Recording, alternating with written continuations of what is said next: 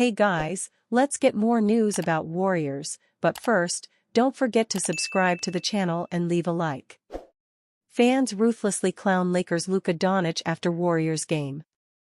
Thursday's Western Conference clash between the Los Angeles Lakers, 46-30, and Golden State Warriors, 45-31, emitted an excess of star power in Crypto.com arena. NBA icons LeBron James and Stephen Curry were spectacular, laughing in the face of Father Time as they combined for 70 points and 15 assists. Luka Doncic also stood out, but for different reasons. Although the stellar 26-year-old guard posted 19 points, 8 rebounds, and 7 assists, he could not get his shot to fall in what was ultimately a 123-116 Lakers loss. Doncic was 6 of 17 from the field and 0 of 6 from three-point range, failing to connect from distance for the first time in nearly 2 years. He was far from the only player who fell short offensively, as LA's bench scored only 7 points on 3 of 15 shooting, but fans naturally focus on superstars' struggles more than those of the supporting cast. When evaluating Doncic's play in a game that could carry massive significance in the playoff picture, people were quite candid. Those gripes are valid. Doncic's defense is lacking far too often and he constantly clamors for foul calls, preventing him from hastily getting back on the other end of the floor. One can also argue that the Slovenian could have leaned more on James and Austin Reeves, the latter of whom scored 31 points and drained 9 three-pointers. However, Luka Doncic has displayed generational greatness by trusting in his ability to take over games. Despite posting a subpar 41.5 field goal percentage with the Lakers, the 5-time first-team All-NBA selection is still leaving a sizable mark on the court night in and night out. He is averaging 8.5 rebounds, 7.9 assists and 1.7 steals since the Dallas Mavericks traded him to Los Angeles in February. If Doncic is able to regain his effective shooting stroke, he will remind people why they relentlessly roasted the Mavs organization for dealing him away in his youth.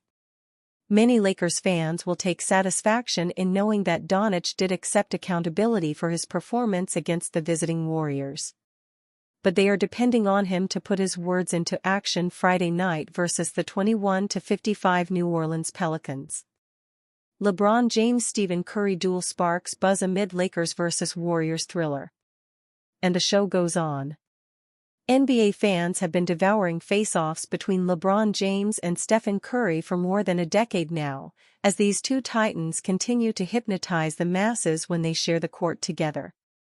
In addition to the aura of magnificence that filled Crypto.com arena, this latest meeting featured high stakes. Both the Golden State Warriors, 45-31, and Los Angeles Lakers, 46-30, desperately want to avoid grinding out a game or two in the NBA play-in tournament and are eyeing home court advantage in the first round of the playoffs. Their two keystones rose to the occasion and exhibited efforts befitting of a big postseason collision. James scored 33 points on 10 of 15 shooting and made 5 of 8 three-pointers, while also recording 9 assists, 6 rebounds, 1 steal and 1 block. The mammoth 40-minute outing was for naught, however, as Curry dropped a game-high 37 points on 10 of 21 shooting along with 6 assists in a 123-116 Warriors win. These two basketball savants still find ways to amaze viewers. Perhaps that is what defines their respective legacies most of all. Two legends dueling it out. @Schnack marveled. No game is more entertaining than these, @Braunworld declared. Imagine Stephen Curry and LeBron James in the same team, @Film WWE Crick NBA pondered. James and Curry exhilarated many basketball fans when they led Team USA to a gold medal in the Paris Olympics last summer, but they would have garnered unprecedented amount of attention if they were NBA teammates. The public will have to settle for them being opponents. Although Curry's Warriors defeated James and the Cleveland Cavaliers 3 times in the NBA Finals during the 2010s, this should not be viewed as a one-sided rivalry by any means. The all-time scoring champion bested the greatest shooter ever in 2016, and he led the Cavs to a 6-game series in 2015 despite Kevin Love and Kyrie Irving both being injured. The NBA Finals are obviously off the table now, but these two icons could still duke it out in the postseason. While the Western Conference seeding situation is in considerable doubt, the Warriors and Lakers are currently slated to play each other in the first round. The people demand it, especially after watching Stephen Curry and LeBron James trade buckets on Thursday. Need this matchup in the playoffs, at Madden Mobile have expressed. This could be the last opportunity to pit the league's flag bearers against one another in a do-or-die type of environment. As was the case in their past showdowns, they will be accompanied by other exceptional talents. Luka Doncic struggled versus Golden State, but he is a sensational playoff performer who led the Dallas Mavericks to the finals last season. Austin Reeves is blossoming into an all-star caliber player, scoring 31 points and shooting an outstanding 9 of 15 from behind the three-point line. Jimmy Butler has made a transformative impact on the Warriors, and Draymond Green is marching toward his second Defensive Player of the Year award. This will not merely be the LeBron and Curry show. But they are still the NBA's headliners for the time being. And the league and a large chunk of the fan base want to savor that fact for as long as possible. Redick criticizes Lakers players, explains why they weren't able to stage a comeback against Warriors. The Los Angeles Lakers saw their 2-game winning streak snapped by a 123-116 loss to the Golden State Warriors at Chase Center on Thursday.